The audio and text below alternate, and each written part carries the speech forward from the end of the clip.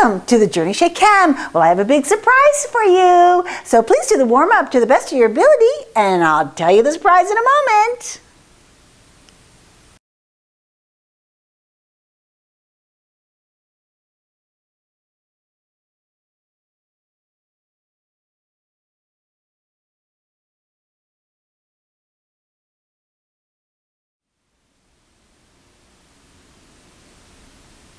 All right then. Well, the surprise is that we are having a pre-test today.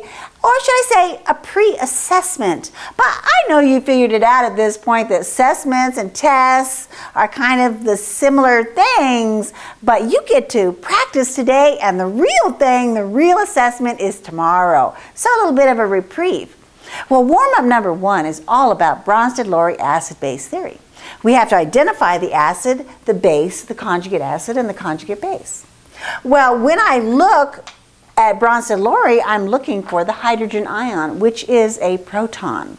And a Bronsted-Lowry acid is a proton donor. So I look here and I see that this compound has indeed donated a proton. Therefore, it is the acid. And wherever it is without that proton is called the conjugate base. Then the other compound must be the base, but let's look at the definition. A base is a proton acceptor, and when I look over here, I see that it has indeed accepted that hydrogen ion, making this the conjugate base. The conjugate acid. In the second case, again, we have a phosphate ion with a hydrogen. And we look at it over here and we see that it picked up a hydrogen, and therefore this is my base. And wherever it is with that hydrogen or with that proton would be the conjugate acid. Then, of course, the ammonia in this case is acting as an acid, and therefore it must donate that proton, and wherever it is without that proton is our conjugate base.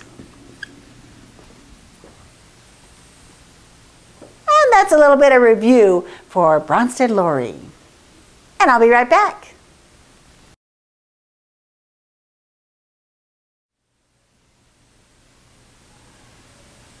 Number 2, we are reviewing Lewis acid-base theory, which is the opposite of Bronsted-Lowry, because we're talking about electron pair acceptors and electron pair donors.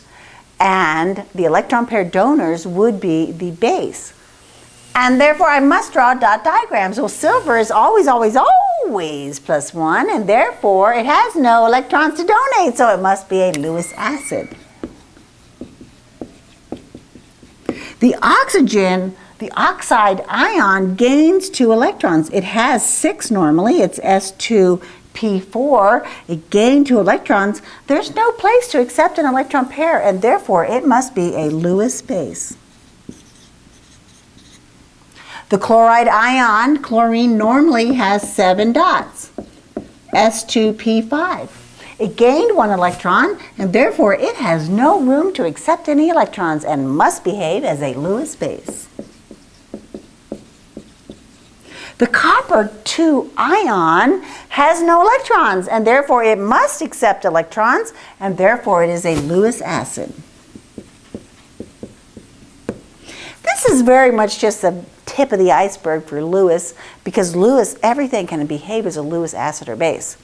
And I just wanted to introduce a little bit of that theory to you.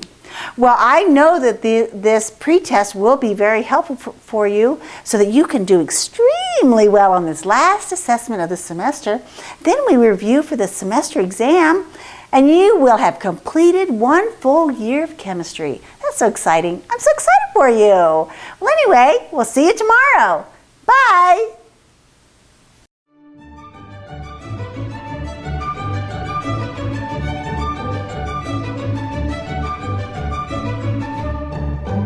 Thank you.